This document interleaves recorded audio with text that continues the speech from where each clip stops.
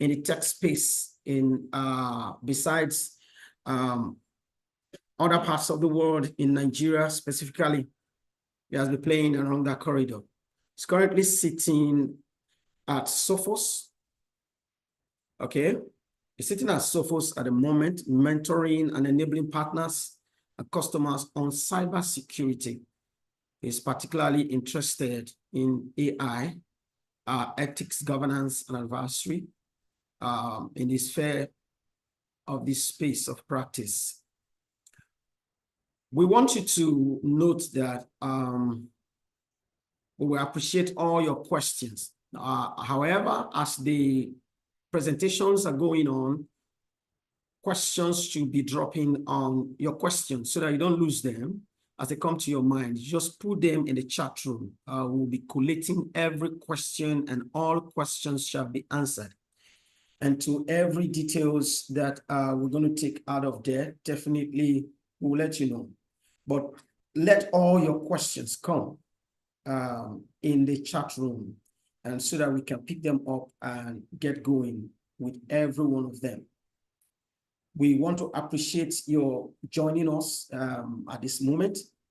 We thank you at this hour. So at the moment, we want to get started calling up on our first speaker, Lance Mobubu. Lance, the floor is open for you. Thank you so much. Thank you so much, Peter, for introducing me. Good morning, everyone. It's a great pleasure to be here. As already mentioned, my name is Lance. I'm with KnowBe4 as an account executive. With me as well from KnowBe4 is my colleague, Misty Malan. She runs the channel within the Nigerian sector. So basically, for those who've not heard or know about KnowBe4, so we are a security awareness and training organization, and our mandate is to help you manage the human risk that is prevalent in organizations. So this is essentially building your human firewall. So I'm going to talk, quite briefly about how the security awareness landscape has changed and what you essentially need to do to turn your plans into actions. I will start by sharing my screen. Please kindly confirm once you're able to see my screen.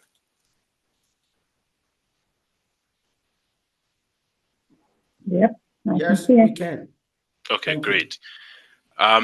So here we have a very pertinent and troublesome issue that is blazing through Africa, regardless of which location in Africa you are. There's unemployment, there's high prevalence of HIV and AIDS, and cybercrime, and the unique thing about all these three different issues is they're all ranked in the top 5 in all African countries and in Africa as a whole. And we would see from history that unemployment and HIV/AIDS have been highly subsidized or have a generous budget towards them. But of late, we've realized that cybercrime is actually a very big pandemic in itself, but is not really realizing as much investment as it requires. So the topic of my discussion with you today is transforming the training into actual action so that we can measure it and get results. And this is done by empowering, protecting, and managing the human risk element. So a bit of background and statistics of all this. So we have 92% of successful data breaches starting with a spear phishing email, and 96% of cyber breaches in Africa go undetected or unresolved. So it's not a matter that it's not happening. It's happening because 96% is a very high statistic, but it's going unresolved and undetected solely because maybe someone is not aware of how to report that. And in real time, in Africa, every 30 seconds, there's a ransomware or cybercrime that is occurring to a user. So the time we've spent on this meeting already, multiple people have already been victims, which is really scary. And as an industry in itself, the cybercrime is estimated to be worth well above 10.5 trillion annually, and this is year-on-year growth. So they are really making a killing from exploiting our end users. What are the drivers behind this? So there are 6 main key drivers as to why hackers and bad actors want to exploit our humans, our end users. So there's the growing attack surface. So companies are getting more reliant on digital solutions for their workers. So this in itself, if you look at the IoT devices, if you look at bring your own devices, that's much more devices that are connecting to an environment, and they are susceptible to getting hacked, to getting exploited, and hence the surface is growing for these bad actors, and they would want to exploit each and every corner of that. There's also sophistication of attacks. So cyber criminals are constantly working on improving their methods and tools. So they are now using more sophisticated techniques to try and infiltrate our networks. And one of these techniques is social engineering, where they customize a hack based on a user profile and what they enjoy to exploit them. The value of data is also increased over time, and you would see that people, organizations are at one way or another collecting user information, and this is an asset within an organization. And if they are able to exploit you, they can launch ransomware, and they'll get a payout from this asset that they would have held from you. There's also a pandemic-related shift. Back in the day, we barely knew about working from home. However, with the advent of the COVID-19 pandemic, 87% of the people were working remotely, and with that, it also brought some vulnerabilities. So that shift has also created a sort of market, for cyber criminals to benefit off of that. There's also a lack of cyber hygiene amongst our users. So many breaches will result from basic security lapses, such as a failure to patch a vulnerability on our equipment and environment. Then there are also a great, delayed adoption of security measures. While awareness of cybersecurity is increasing, there's still a lag between acting upon it and knowing upon it. And this is a slow adoption that also leads to the bad actors, trying to exploit your users. So we've identified this. What is the next step? Um, so as known before, we believe that people are a critical layer in our fabric of the security programs.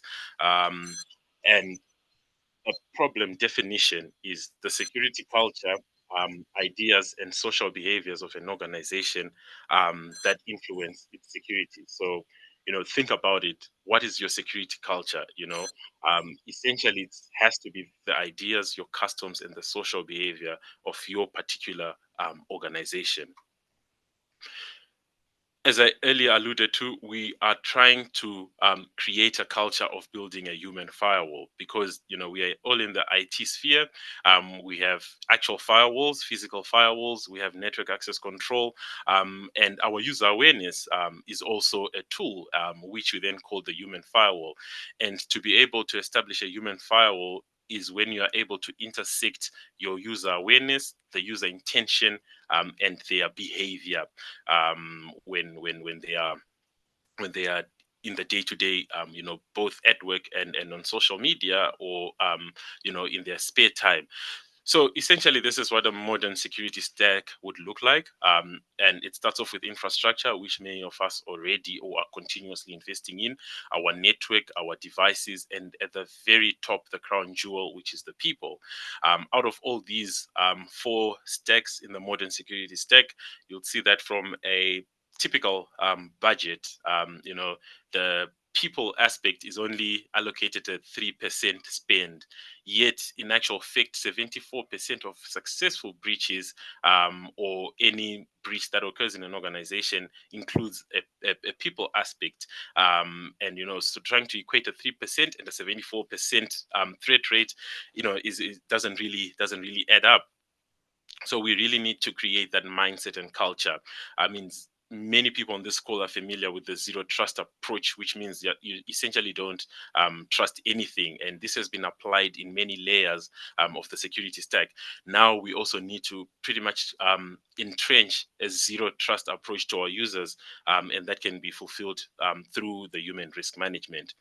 Another hierarchy of the human risk management. So security awareness has always and will remain the cornerstone in the first step of securing your organization and building that culture.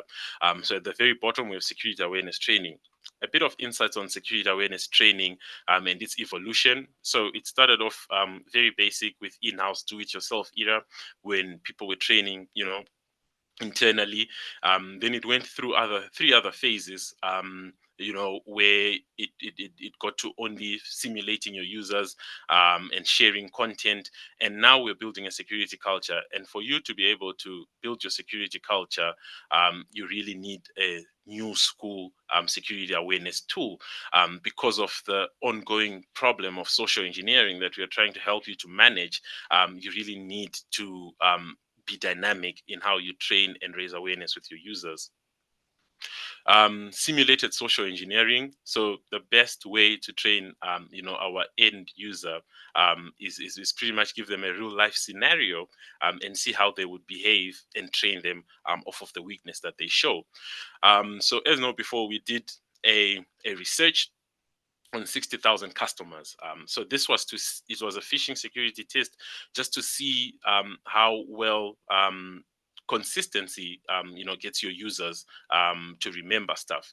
So 60,000 customers translated to 32 million separate individuals. So it's a very big benchmark that we're looking at.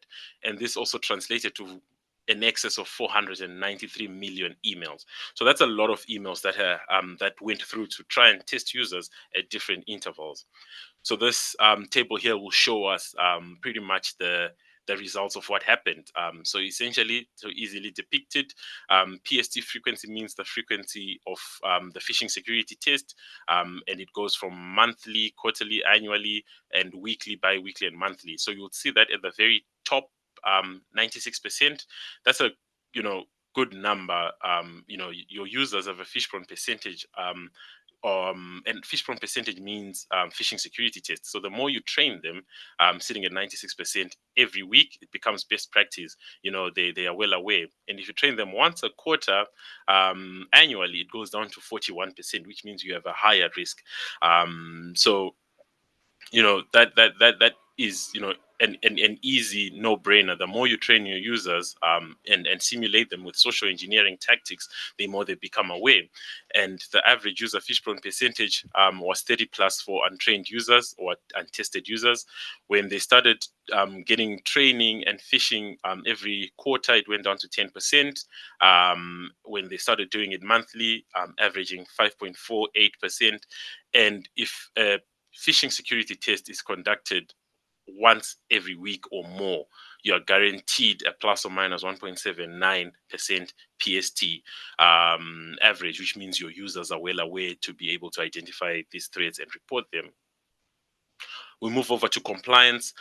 So compliance, is really important in the security stack and cannot be avoided. Compliance training is critical in ensuring that our employees are knowledgeable about the policies, procedures, and regulations that cover their particular roles. We currently have so many issues with data privacy, knowing your customer. How do you handle that information and how do you not share it? Again, compliance helps us to stretch that 3% budget that we have, because we have other departments in our organization that have a KPI for compliance. So our compliance department, our human resources department, they require compliance to be done. And if you look at these topics such as employment law, harassment, diversity, equity and inclusion, data privacy and protection, and workplace safety, pretty much are not solely IT or security focused, but also hinge onto other KPIs. So if you can train your user on a one-stop shop console, why not work together with compliance and HR and share the budget, which makes it easy for everyone, to put 50-50 of whatever they have in the coffers and invest in a platform that will give everyone the desired results. Incident response. So incident response speak to the security orchestration pillar of the security culture in any organization. So you'll see that many of our information security teams and operation teams prioritize, these threats and try to reduce them as much as possible at a departmental and organizational level. And these threats happen in real time. So sometimes they won't be able to really keep up, and you'd really need a console that will help you with that. So here you can see you'll be able to get user reporting, automatic message prioritization without even touching anything, threat identification and assessment, rule-based integration and actions, threat intelligence, and a global block list, and malicious content conversion. So this helps that any content that you get that is potentially dangerous for your users, you can convert it into something that is clean and possibly use it just to remind your users or nudge them to keep the lookout on those particular tricks. At the very top, we have human detection and response in real time. So this speaks to the real-time coaching pillar of security culture and focuses on event-driven data. So essentially, we have that entire environment that we spoke about, where we have our partners such as Sophos already within your environment. So ordinarily, this equipment gathers logs that you'd essentially at the end of the day analyze and see what it means, so that you can go on further to try and block your user access to this. So we would integrate with Sophos, and in this instance, if a user is about to go on an untrusted website or a website that has been blacklisted, they get an instant ping, either via email, either via Microsoft Teams or via Slack, to tell them to speak to IT, as they're about to go into very dangerous territory. They might be a victim of DLP, data loss prevention. So it will help you in real time manage your users, before they get into very risky activity. Then we essentially, after doing all that is named in the human risk management criteria, we create a security culture model. And what that model looks like, it has 5 basic levels. The first one is basic compliance, just a tick box.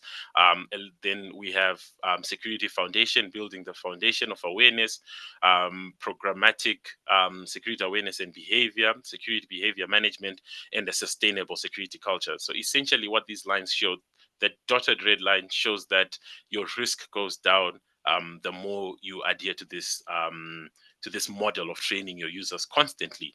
And the blue line shows that the awareness culture or maturity is going up. So they work in inverse. The lower your risk is going, the higher your sustainable security culture is going. And once you're at level 5, you are more comfortable, as your users will be able to pick out this before it exploits your end users. So essentially, that's what we drive and look for to succeed at KnowBe4 in our day-to-day events. And that will be all for me. Thank you very much for your time, and looking forward to the questions. Thank you so very much, Lance Magu. It is quite insightful. We appreciate your knowledge being shared this very morning, and guests would actually see knowledge to that. We would be expecting their questions being dropped on the chat room, so that, as agreed, we'll be taking all the questions together. We'll be taking all the questions together. So Lance, take notes. You need to bear with us so that we'll take all the questions before we progress. I hope you are there, Lance. I'm there, happy with that. Fantastic, fantastic. So without waste of time, we want to go straight to the second speaker, who will be taking us a little bit further in another area of what we are looking at today. Is a person of Christopher Odutola. Christopher, please, you're welcome. Good morning, everyone, and thanks for having me. So I'll be continuing from where my distinguished colleague stopped, which is digital transformation, the security imperatives, but I'll be talking more about your migration to the cloud, or basically your digital transformation journey. All right, so my name is Chris Ola. I've been in tech for quite some time. the team already introduced me, so I wouldn't waste much time on this. I'll just go straight into the discussion. So I'm going to talk about the security imperatives. I'll talk about the NDPA, that's the Nigerian Data Protection Act. I'll talk about the cloud security concerns. I'll talk about a real life example and why House of Us can help you to secure your digital transformation journey. And then we can take your questions. There's a popular saying right now that adversaries don't break in anymore. They simply log in. They already have all the details they need. And the prime target is always data. Data is available on the dark web. So for many customers who don't know, attackers already have admin credentials. They have confidential data already on the darknet for sale, which hackers can just go ahead and buy and then use to attack you. How they got this data is another discussion. Lance already did justice to most of that, most of them coming through phishing, actually. But there are other tricks that they play once they get into your network, and that's where the trouble begins. So if you don't secure the entry layer, which is the basically which includes the phishing, social engineering, and stuff, the attackers would then be able to do much more damage without you even getting to know. So to drive home this point, Nigeria signed into law the NDPA 2023 just last year. So this act gives the authorities greater powers to take action against anyone that breaches the new laws, and there are tough penalties also. It's about 10 million naira fine or 2% of your gross annual revenue, whichever is more. Usually the gross annual revenue is usually more.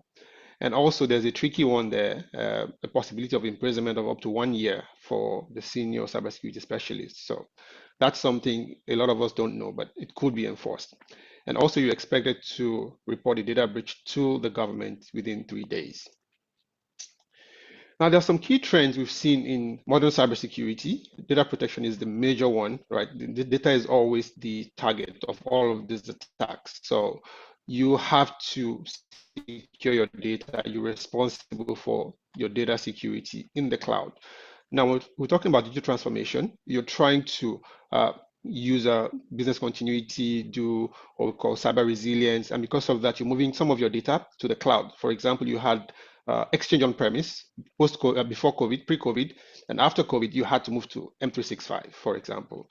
Some of us had on-premise domain controller or Active Directory. We had to move to Azure AD or some other solution, or for email, even just Google Workspace, right? So COVID seems to have accelerated digital transformation. And for most people, they didn't really consider the security imperative before embarking on that journey, and they got their fingers burned. And that's what we're talking about today. So data protection is still very key. Even if you're moving your servers into the cloud, you still have to protect them. Another thing we've seen is ransomware. Ransomware is huge in terms of impact, probably only next to business email compromise, which Lance also mentioned, is really on the rise these days.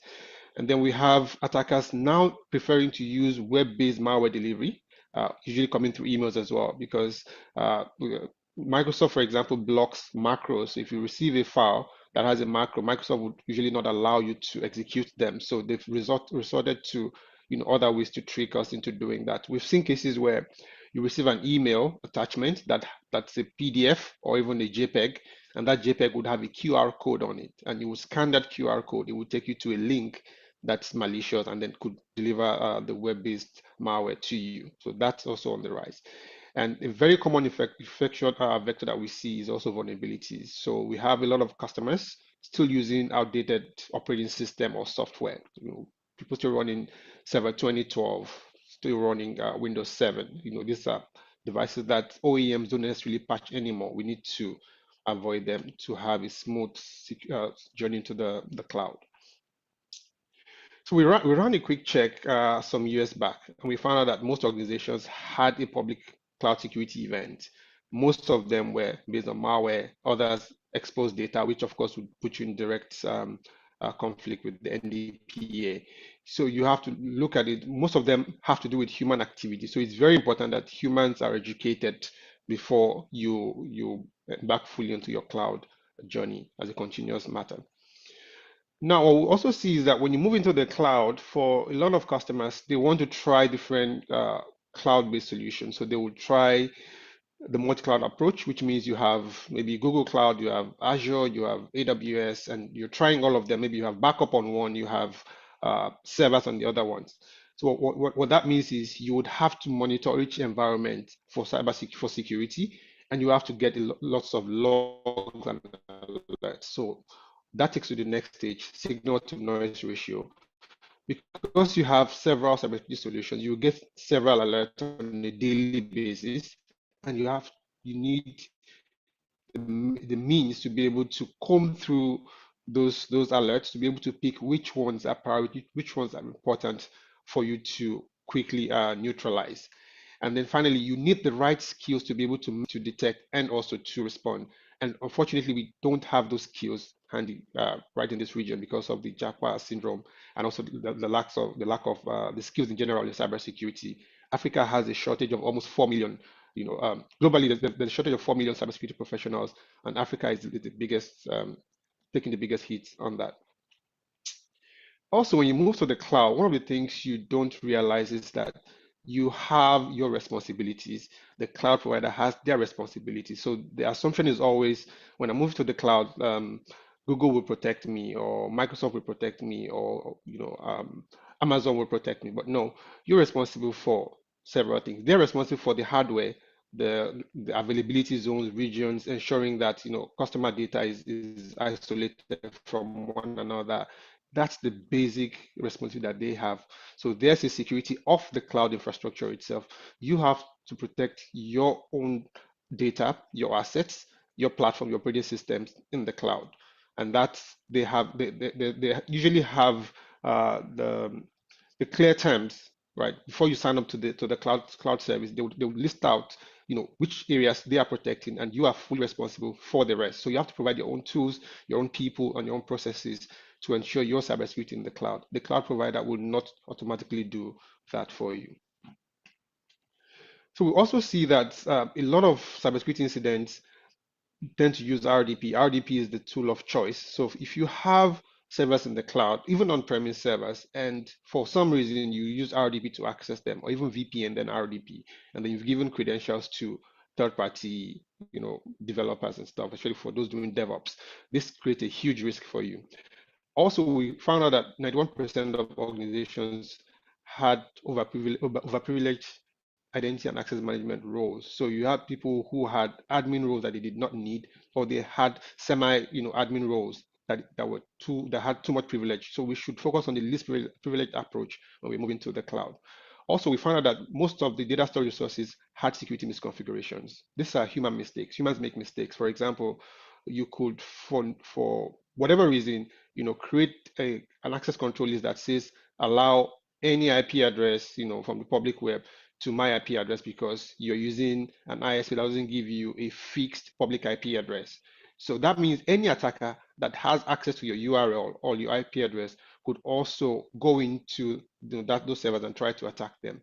And we tested this. We tested this in various data centers, about 7 different data centers. We spun up a new server, a new server, and we noticed across different time zones. For example, in Sao Paulo, Brazil, it took less than 1 minute for the first attack to come through. Less than 1 minute after spinning up a brand new server in the public cloud. So what that means is, before even spinning up your servers in the cloud, you have to protect them, right? So attackers are always going to be there, and the cloud provider does not necessarily provide you the cybersecurity that you need. Also, we are facing active adversaries. Active adversaries are not the kind of malware you're used to. They are highly skilled cyber criminals. They use a lot of social engineering, like Lance has said. They will try several means to get to you. They could go on LinkedIn, they could figure you out, profile you, and now they're even using artificial intelligence assisted methods to be able to circumvent your protection layers, and that's really working for them. So they have hands-on keyboard access to your network already, either through the public cloud or through your vulnerable applications like AnyDesk, PuTTY, and the rest. So we're seeing a lot of active adversaries, succeeding.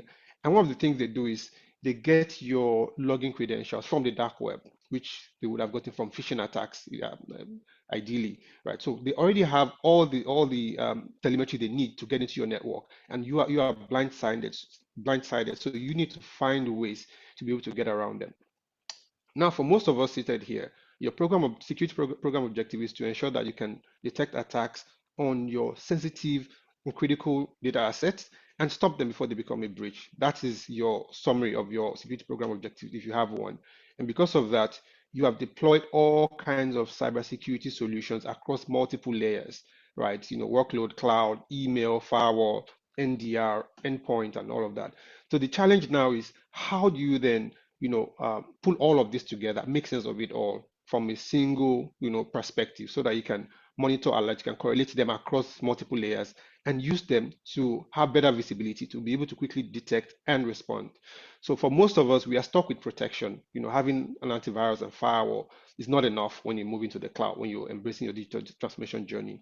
You have to be able to also detect and respond. So detection makes you become more proactive, so you can look for malicious behavior or suspicious behaviors and investigate them with the right skills and the right tools, which most of us don't have. So I'm going to give you a live example. This was a customer, a fairly large fintech customer. They had to meet compliance. They train staff regularly on awareness. They have, social engineering drills and the rest. Also, they had a security operations center that runs 9 to 5. So they set up the cybersecurity pretty well, right? They've deployed a lot of cybersecurity solutions. Some of them you're already quite familiar with. But within their SOC, they had 2 analysts who used to run 9 to 5. That's Monday to Friday only. So what happened was they had a LockBit ransomware attack. How did that happen? They had a server in the public cloud, which they gave a developer access to, VPN access to. So the developer will log in with the VPN and then create an RDP session to that server. So this developer's computer was compromised. From that developer's computer, the attacker was able to move into the public cloud infrastructure. There was a VPN connection to the private on-premise infrastructure as well. So they moved down there as well. They compromised the backups, they deleted them, they encrypted files, they exfiltrated confidential data directly in breach of compliance, and they launched a major ransomware attack. So they launched a major ransomware attack. So what we saw was that the final payload was delivered midnight on a Sunday. The attack started on a Friday night, which no one had any answer to. The attackers demanded $10 million at the end of the day. So this is quite huge for an organization trying to move into the cloud for the digital transformation journey. So how do we help? First of all, we need to secure your access to the public cloud. So any devices accessing public cloud infrastructure or even your on-premise infrastructure that's connected to the internet should be protected. So there are ways to do that. You can use VPN, for example, but VPN is getting outdated. We strongly recommend a zero trust approach. We call it the ZTNA, that basically helps you to avoid the pitfalls of VPN. It provides granular access to applications. You can basically create a micro segmentation across all your applications, your data, your servers, and your users as well. So it's strongly recommended that you secure the access layer. Then MDR is the managed detection and response that helps us to monitor your virtual SOC 24/7. We have cybersecurity experts that will do that for you. We have over 20,000 customers currently using this service at the moment. Also, we integrate with multiple OEMs in terms of the endpoint, firewall, network, identity, productivity, visibility. All of them, we import their telemetry, their logs, their security events into our virtual SOC that is managed on your behalf. So if you have third-party solutions already, you don't have to junk them. We will bring all those telemetry back into our own SOC as well. So that would give us the visibility that we need to plug into all of the solutions and be able to reduce the noise as much as possible. I mentioned signal to noise ratio. We're going to reduce that greatly because we'll have better telemetry, better visibility across major solutions. We also do vulnerability and external surface management, attack surface management by Tenable, powered by Tenable. This helps us to be able to identify vulnerable applications or servers on the internet that you've hosted on the public cloud, which you may not know about. So we're able to identify and prioritize the ones that have high exposures and be able to mitigate them before they become a breach. And also there's a breach protection warranty of up to $1 million in response expenses for our MDR complete customers. That means if there's a major attack, you lose your files, we are liable to pay back up to $1 million in response cost. So finally, we recommend that you deploy multi-factor authentication or ZTNA on your externally facing assets. You ensure that you patch regularly, make sure that all the vulnerabilities are patched regularly. Like Lance mentioned, we can't stress this enough. You have to continue to educate your staff. The human factor is the most important in cybersecurity. Humans are always going to be the weakest link. So that you can't buy software into human brain. You can buy firewall, endpoint, email protection, but humans need regular training. So that should be priority. And also when it comes to cyber defense, you have to make it a 24/7 operation. It can't be a 9 to 5 operation. So you need human beings to be able to help you to achieve that. So to round up, we also provide awareness workshops to customers. This is a one-to-one session where we educate the entire organizations at once. We ask questions, we ask for real life scenario. Everybody can share their experiences that we can learn from it. So it's an interactive session just for you to learn from one another and then go ahead to use tools like KnowBe4 to be able to train the users and also simulate those attacks. Most of our customers also use KnowBe4. We do health checks to ensure that you've used best practices to configure your cybersecurity. As we've seen, this configuration is a major challenge. And also for all of our customers, they're entitled to a free home premium license. It's a complimentary antivirus for personal devices. So if you have a personal device at home, your spouse, your kids, your family, you have one license to protect 10 of them, Mac and Windows operating systems. For Android and iOS, the antivirus is free. You can go to the Play Store, App Store to download it. So that will be all from us. Thank you very much. I would like to take your questions now. Thank you so very much, Chris Odutola. That was pretty good. Thank you so very much. So we would love to switch very quickly to the Q&A session. As we appreciate our speakers this morning, we would want you, as you drop your Q&As, your questions, try to state your name and organization so that we could take the questions and also try to help addressing the needs as necessary. So very quickly, we want you to start dropping the questions so that we can just pull them up and run with them. Thank you so very much. So we want to start. We're just diving into some of the questions as we are looking at the digital transformation and the security imperatives. So first of all, we would want a question here is, you talked about, NDPA, and in your speech, in your presentation, you were stating that the NDPA laws for 2023 enables both organization and the cybersecurity personnel to be fined on data breaches. We want you to elaborate on that. That's the question. Elaborate on the NDPA and the data security you spoke of. Okay, so the NDPA is not new. We all know about GDPR. So Nigeria tried to create something like that, called it the NDPR some years back. I think about the time of the COVID period. And then it became the NDPB, that's the Nigerian Data Protection Bill.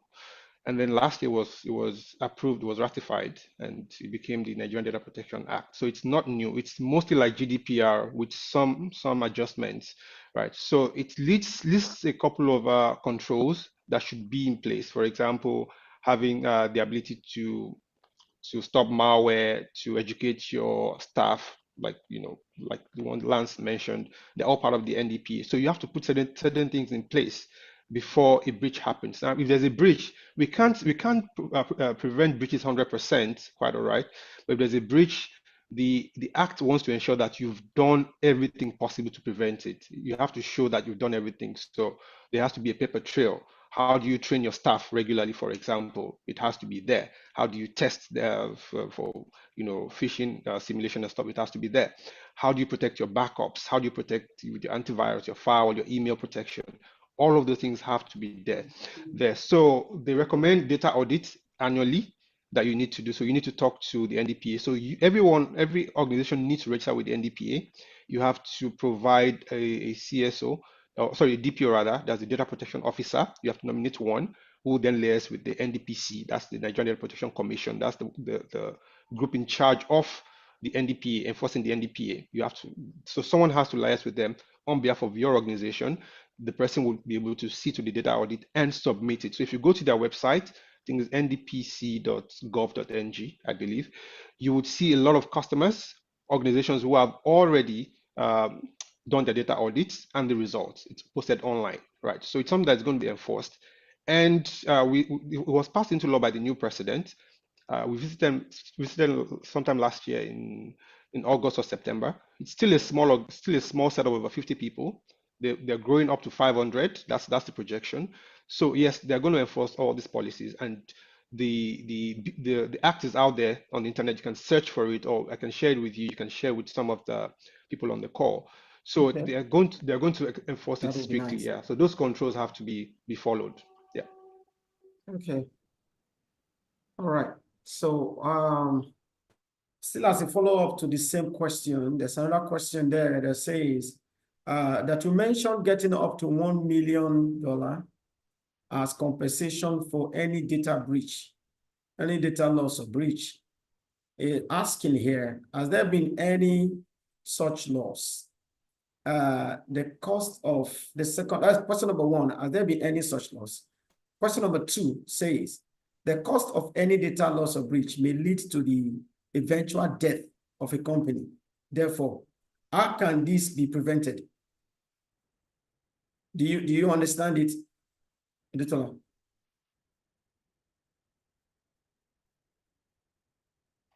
Yeah, I'll take the second one first. Okay.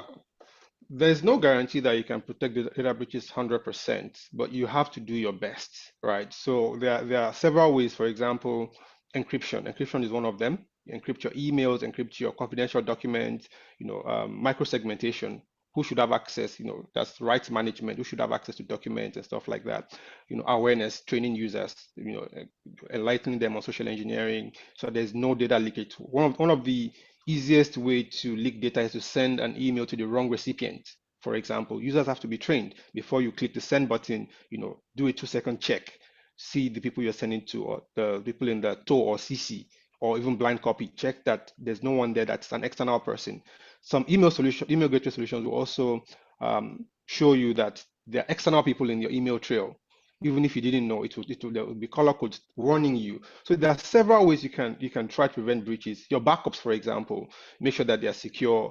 If you have servers, they shouldn't be exposed. Patch them and stuff like that. So there's several ways that we can prevent breaches, but it can't be 100%. But the minimum should be put in place, like the ones I already mentioned, and you can then show that to compliance regulatory bodies that you have done your best minimum, and there has to be paper trail.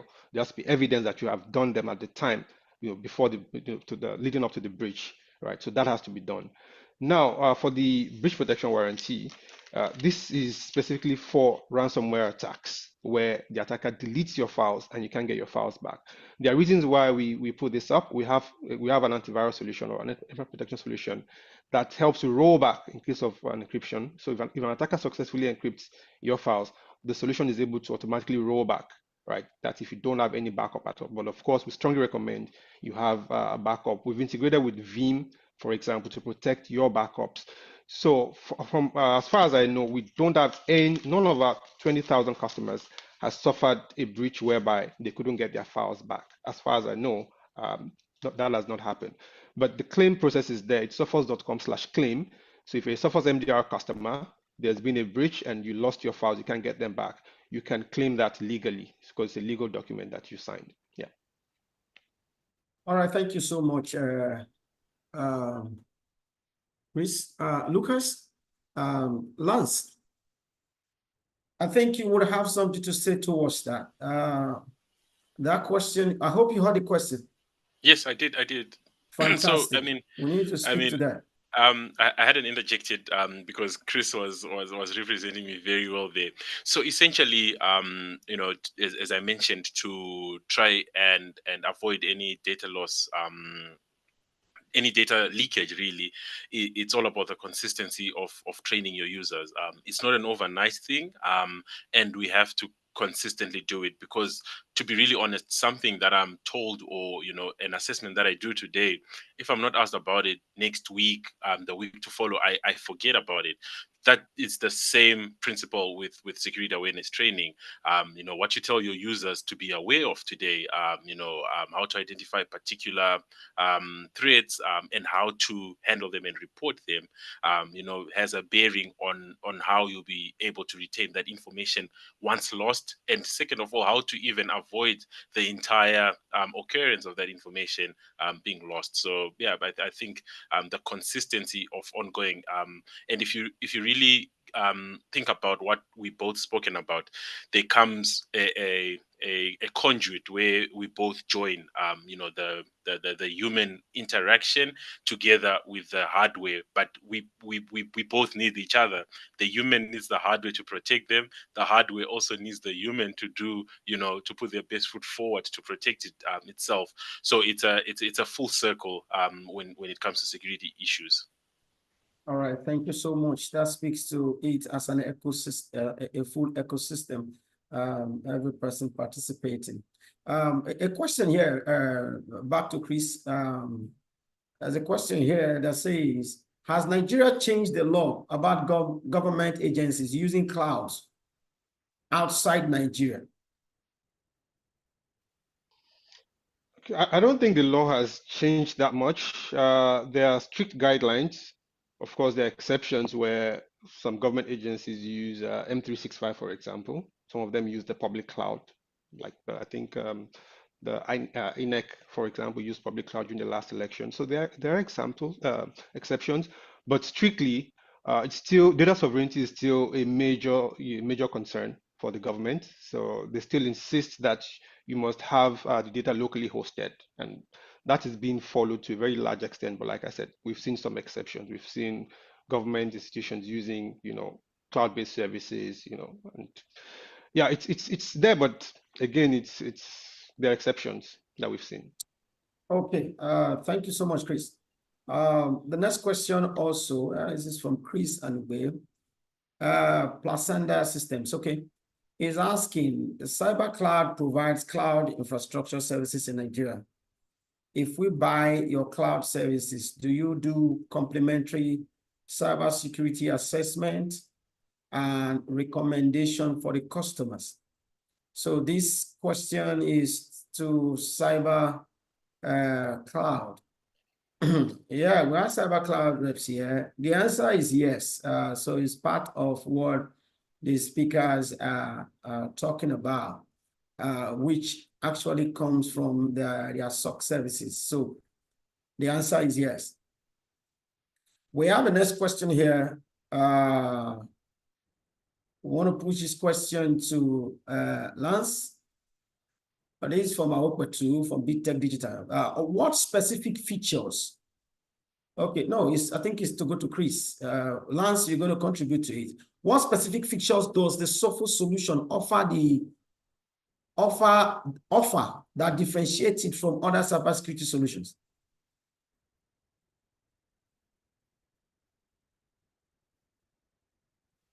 Okay.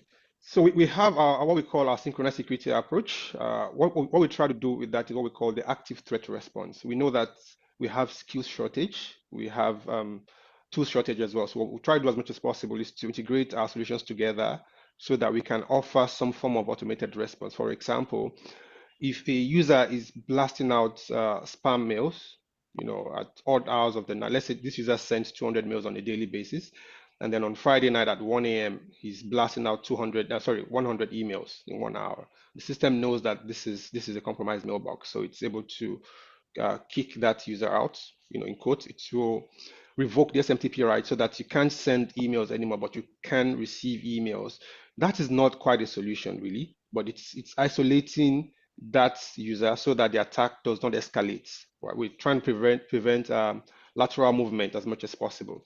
So that buys time, enough time for the defenders to investigate and respond. That's if you have a SOC in place. Otherwise, you have to wait until Monday morning when you resume office to start investigating, which the attacker would have tried some other means, right? So we try to do as much as possible is active threat response across our endpoint, that's the antivirus, our firewall, our cloud-based solutions, our XDR platform, to try to reduce the intensity of the attacker as much as possible, to isolate the attacker so that we can frustrate them and then allow your defenders to come in. So that still means you have to be able to defend yourself, right? So it's not, there's no silver bullet in cybersecurity that solves all your problems. You can't escape it. You have to put in the work. You have to train your users. You have to educate them. You have to educate even the IT security team themselves. And then you have to have a kind of SOC apparatus where human beings are able to work with artificial intelligence systems to help to proactively identify those suspicious attacks and go after them before they become a major breach. So that's what we do that differentiates us. We also integrate with other OEM products. We are not closed. So I showed a slide where we had other OEMs from firewall, from endpoint, from network, from cloud. For example, Microsoft, all Microsoft solutions integrate with our solutions natively at no extra cost, right? So that's something that sets us apart, really. All right, thank you, Chris. Lucas, there is just a to add on, Lance. Yeah, Lance. to add on to what Chris was saying, Yes. you know, what is unique between them and also us is we have a free integration. And to cite the example that he gave of spam email or denial of service, in this instance, based on our human detection and response, that integration will even notify your user in real time. So they could even be sleeping. Your user can get a Microsoft Teams message as well as the administrator. So this is unique in that you get to act upon it in real time as the log has been logged, and you don't have to wait, you know, for Monday or whenever day that is. That can occur in the weekend. Then from a know before perspective, what really differentiates us is we build a human firewall. You know, it sounds like a robot. It's never been heard of, but we really take a 360 sort of perspective in training your user from the bare minimum of security awareness training all the way to the real-time incident response, which is pretty much you as an IT professional, you know, being with your user online at every time. So that's how I would answer that, Peter. Thanks. All right, thank you so much for that additional flow. There's a question here for you. So you take that first, Lance. What steps should you take if you suspect your computer or mobile device has been infected with malware? What steps should you take if you suspect your computer or mobile device has been infected with malware? Okay, cool. So this question has a two-stage answer to it. So if it's your enterprise issued machine, the first thing is really to shut it down. Don't do anything on it, and take it to IT. IT has the know-how. IT is equipped to do that. If you're outsourcing your IT, take it to cyberspace. Peter and their team will be able to interrogate it for you right away and make it work. Then from a personal perspective, just try and by all means log into most of your important or delicate stuff and change those passwords, because essentially you can, without use of a particular add-on from Christopher's side, you can't absolutely as a person then be able to interrogate if you actually have malware or not, because malware is acting in the back end. Maybe it will end up slowing your machine by deploying DDoS, denial of service, or particular action. But if you're just suspecting and you're not sure and nothing has changed, try by all means to change all your passwords, and to be able to do this easier, start using services such as 1Password, where it stores and encrypts all your passwords. So if you change your passwords, it essentially is able to change all the passwords in one go. So that's pretty much the advice I would give. All right, thank you so much. Chris, do you have any input to that? Yes, so when something like that happens, obviously the human factor has failed at some point, most likely. You probably didn't do your configurations properly, or someone clicked on a phishing link, or someone plugged in a USB drive when they shouldn't be doing that. So you'd also need to investigate the root cause so that you can prevent it from happening again. Otherwise, it will happen. Now, one of the things we'll always do is to initiate incident response. Incident response will help us to triage investigate exactly the extent of the attack, what the attacker has done, if they've planted some bombs in your environment, which they can come back to. We call them backdoors. We'll have to investigate all of that and then isolate that computer. Like Lance said, shut it down. So isolation is more like it's still on, but nobody can have access to it. Nobody can go in or go out except the IT admin. So that would allow us to export the logs, the telemetry that would give us the forensic investigation, the forensic details of what happened on that machine. So we also need to now plug into the various security layers, because for that attack to happen, it must have breached several other security layers too. Could be firewall, could be email protection. So we need to see exactly what happened. Is the attacker still there? Are there more people that are being attacked currently that we don't know about?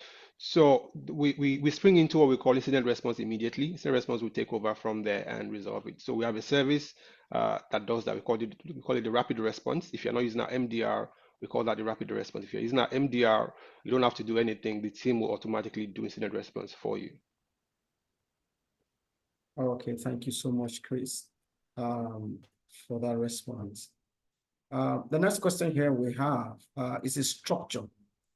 So he says he has 4 bare metal servers from a popular hosting company in the UK. 3 of these servers are for business operations, running an e-commerce. So 3 of the servers are running e-commerce platforms generally. That's what he's talking about. He said the 4th one is dedicated to the security of the operational servers. So you have something more like a star topology where you have 3 of the servers sitting behind the server and one is on the security outfit. He's asking a question to Chris. He says, do you find Sophos able to carry the security of these 3 servers from that structure he just described? Okay, so I'll need more detail on that. I would suggest we take this offline. We have Okay. a one-to-one session with them. I would say off the top of my head, yes, we can, but I'll need more detail to be able to address that. Okay, fantastic. So please, the owner of this question should please follow up with the server space team to get that sorted out. The next question here is there's a question to, I think I'll give this to Lance. Lance, he says that is zero trust 100% reliable, as attackers can still find a way to take identity, to fake identity. So he's asking a question, is zero trust actually 100% reliable, since attackers are still finding a way to fake identity? Okay, so cool. I mean, zero trust is reliable. I'm not going to say 100%. And as I said, as know before, we help you manage the ongoing problem of social engineering. Social engineering is also, includes fake identity. So it is reliable, but you really need to consistently train your users so that they'll be able to identify the social engineering indicators. So such as, the email naming convention in an organization, because they can spoof your domain. But if your users are aware that in this organization we use someone's first name, surname, and the domain, they can be able to deviate and issuing information there. Also, if your users are aware that before you click on the link, hover on it, then look at the bottom left on your screen. It shows you the link to where it's rerouting you to.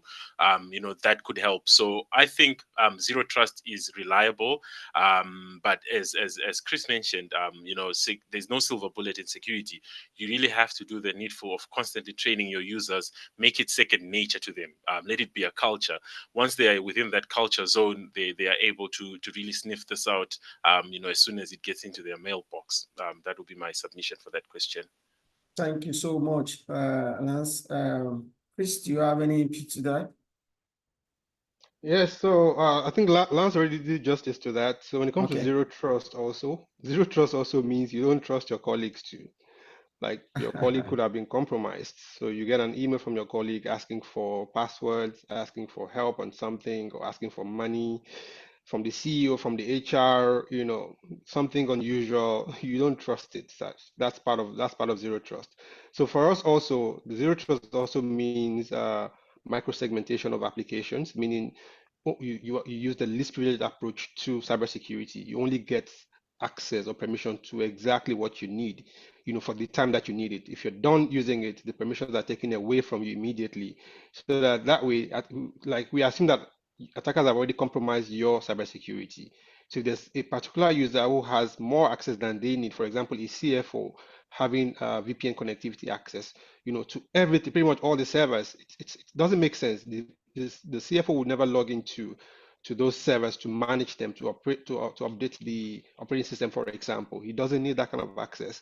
So zero trust means you only give people access to what they need at the time they need it. And when they're done with it, you revoke that access. So it's an ongoing thing.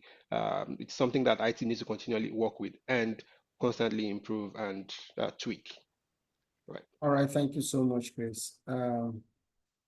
Okay, let's move on to the next question. The next question says, the speaker, I think he's talking about Chris, that you said traditional VPN IPsec is no longer popular in the light of the present cybersecurity advancement, and that you recommended ZTNA instead. And he's asking, what is the rationale for this recommendation? All right, so we've seen that ZTNA has been, VPN has been abused since COVID.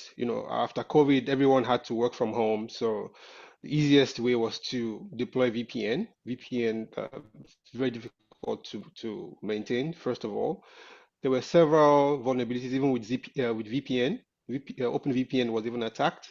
People use those tools. The attackers use those tools to live off the land, and VPN usually gives users more access than they need. For example, VPN will give you access to a server, to a whole server. So you can do anything you want with that server. So you could RDP to that server, for example, because you have the IP address. Now with ZTNA is more like a reverse proxy kind of setup. With ZTNA, you don't even know the IP address of the server. You just know the service. So let's say you have a banking application. It's on port 8080. VPN will give you access to, let's say, 172.16.10.5, which is the IP address of that server. For those who are familiar with the hacking concept, if you have an IP address of a server, you have access to it, you pretty much have a field day, right? But with ZTNA, you would have something like, financeserver.company.org, which doesn't make sense to anyone, right? So you don't know which server is behind it. You can't reach the server behind it. When you type that, it gives you only access to the service. So you just log into a web page, access what you need, and that's it. So it helps to micro-segment such applications to give people only the access they need, which is different from what VPN does. Also, with ZTNA, it integrates natively with your identity provider, your IDP, which could be Azure AD or Google or Okta, whatever it is. So that means users don't have to remember passwords. They just need to use MFA to log in as they would log into the normal domain. So if you're already logged into your domain, you don't need to log in twice. So ZTNA just transparently knows that you are the one, and it allows you, access to that service. Also, it monitors your connection. Even while you're connected to that service, it also uses your antivirus, could be Defender or Sophos or whatever it is. It monitors your antivirus. If you are compromised, ZTNA cuts you off. So you have no access to that service until your system is clean. So there are several ways. If you want, you can have a one-to-one session, so I don't take too much time. Yeah. ZTNA is the way to go. People are moving away from VPN to ZTNA because it's safer. Thank you so very much, Chris. That was quite said. In a while ago, I was in Abuja and I was speaking to the head of IT in an organization, and I said to him, VPN is a way, and we are in the next phase. He was so shocked, and it turned to an argument. We have to just settle ourselves and just walk away. But the point is that until you see the disaster, you don't believe. But the truth is that that is already happening. So you take it up one-on-one, then we want you to work on another part, because there's a follow-up question to it. The person is also trying to ask to know the cost implication of that. So we're going to take that one-on-one. So please, that question, the person who sent that question can follow up with cyberspace, and so that you can have a detailed understanding of the landscape, for you to also know what the cost implication looks like. But that is the new thing. That is the way to go. That's the way to go. The next question here is, I think this is just someone who's trying to get his hand on. Is it looking to get into the field of cybersecurity? You know, during your presentation, Chris, you mentioned that there's a shortage of cybersecurity personnel in Africa that is up to 4 million. And this person is asking, looking into the field of cybersecurity, where do I start from? Is it the sort of field I need an extensive formal education for? So, okay, go ahead. So there are several materials on the internet. I always recommend to start with the ISC2's Certified in Cybersecurity. It covers the 5 important domains of cybersecurity.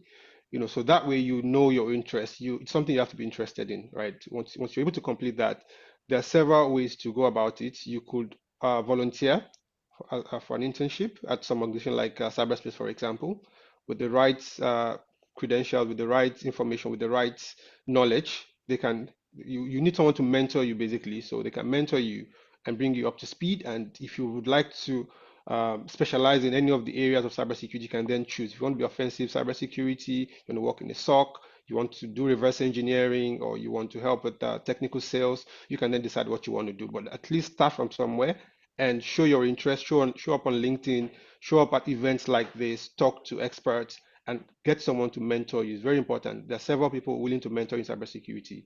Get a mentor who will guide you through the process. If you don't have one, reach out to me. I'll be glad to mentor you. Thank you, Lance. Do you have any input to help out this question? Well, I mean, as I think that's an industry standard, as Chris said. Pretty much, first of all, start with certifications. You know, see if it's interesting for you. If you are able to really understand it, then from then on, shoot. Experience is also the best teacher. You know, once you have a bit of some certifications, start looking for some internship opportunities. You know, because of this gap that is in the market, organizations are willing to take up people on an internship basis, train them up, and have them as professionals. Okay, thank you so much, Lance. Lance, quickly, there's a question here.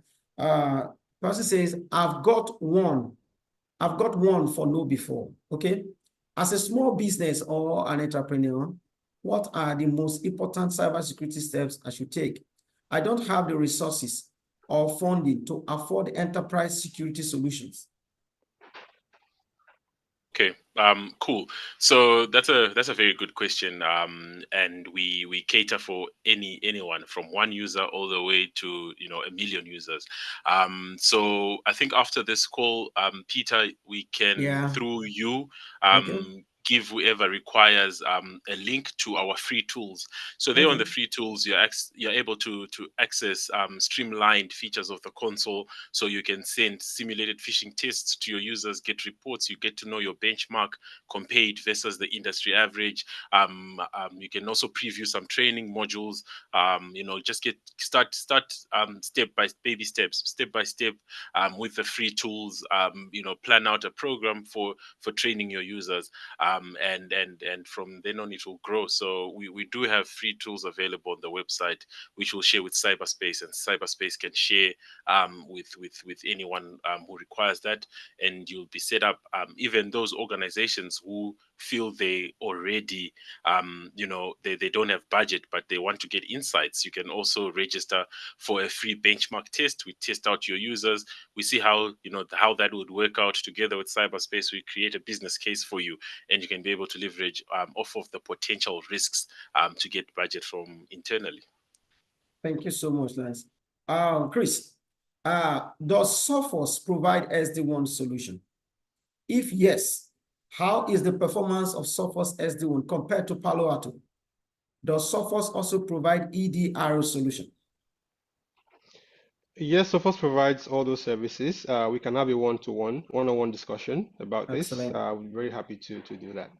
All right, so when we take that up, so try to follow up, get that up, okay? Now, just 2 questions because we have a lot of questions for the time's sake. For an enterprise environment, there's a question here. From an enterprise environment, what version of software would you recommend your devices upgradable? Yes, they are. So again, this is something that we should look at the context, the whole picture before we. Yes. Okay. Yes. All right. I think the last one we want to take. There are a whole lot of them. Apologies to the participants. We'll try to treat them with the teams and we'll send the answers and all of that to the contacts. He says, so he's painting an instance. He said, I hold the secret to the formula for a product. Say, for instance, Coca-Cola. A security auditor insists in having access to see the secret formula during an audit. After many years of showing auditors my secret formula, do you think I still have a secret? Okay, I'll take that on. So yes, you do have a secret because remember, in an organization, we are all bound by specific policies. So they are policies, and especially with the KnowBe4 platform, you can attach those policies to your training.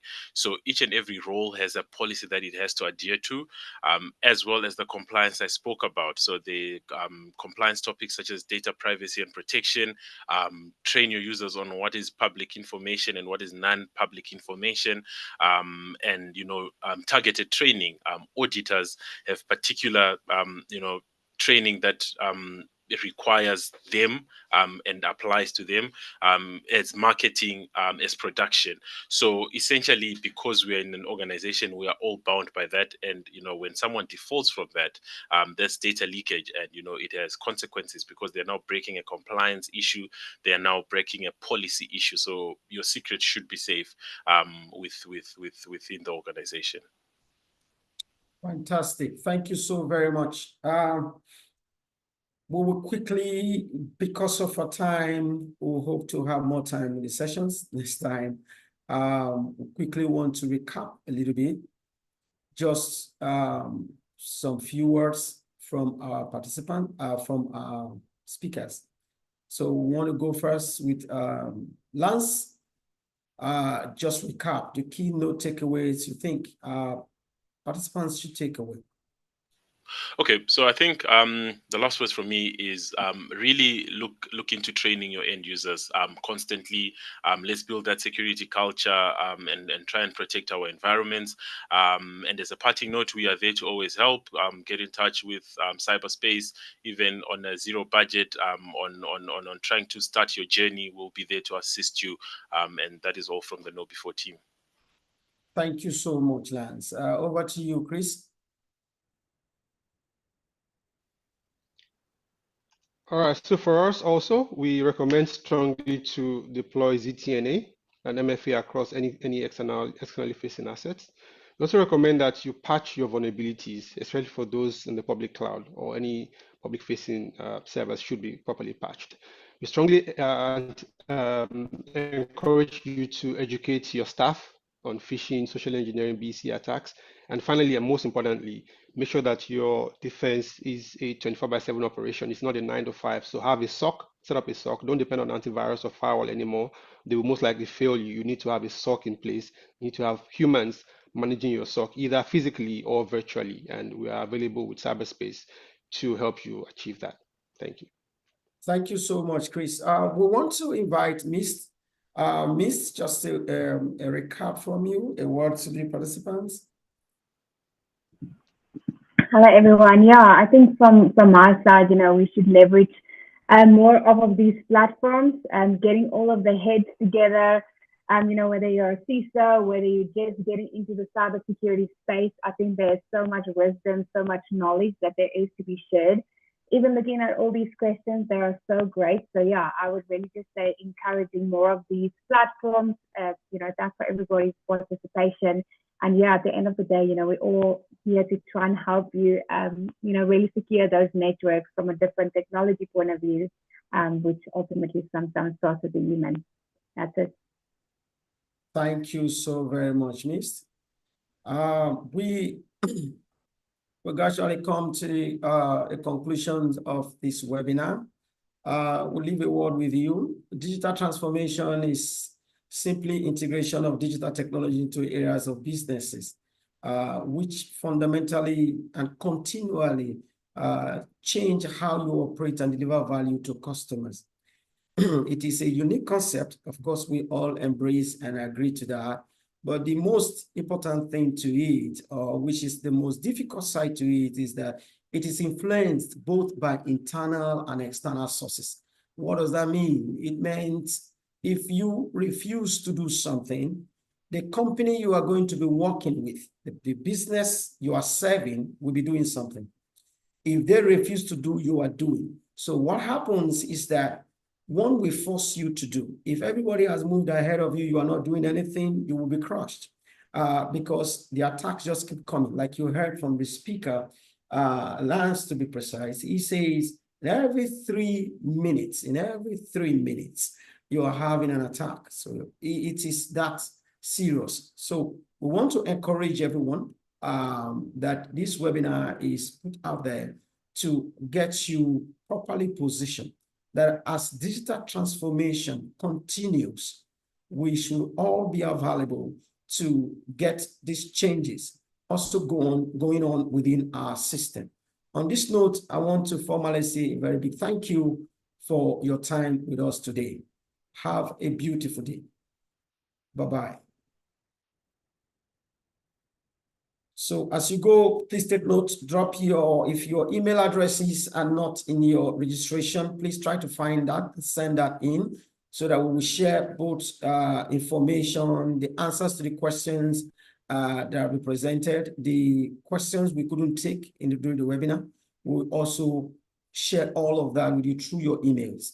And to anyone who require a private call, yes, go ahead and send them in so that we can handle with the team, handle you and the team one-on-one as we progress. Thank you so much to all my speakers, and we want to say a very big thank you. Thank you for being there and your time. Thank you for your wealth of knowledge and experience across Africa and the world at large. Thank you and have a beautiful day.